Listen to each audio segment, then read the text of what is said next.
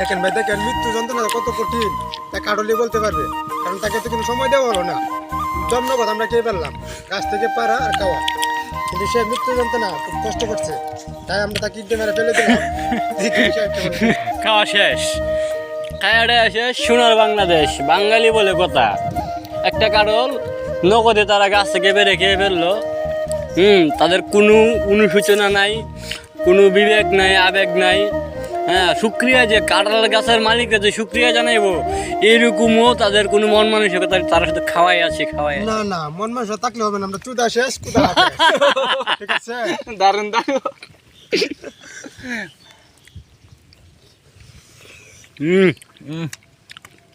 সেই স্বাদ। এত স্বাদ এত স্বাদ কেন? আমি আকুল বলতে মনে আহ ও আহ কি মজা! আহা রে একটা ফেস করলে গেলে কয়েকটা ভিডিও খাওয়া আর বাসি খাওয়া বিরাট মাংস তামুক নষ্ট হইব। কি স্বাদ! কই কাঁচা পাং নাই তো একটা।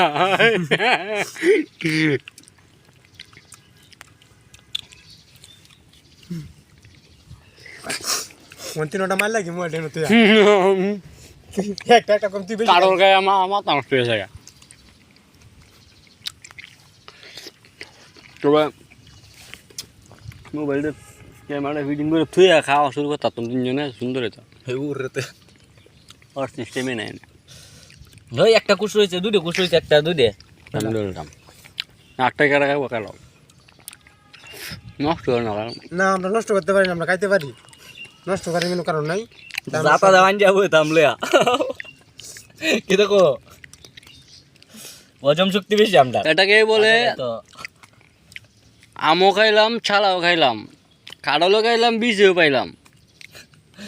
ভুট্টাটা গুরু রে খাওয়াইলাম।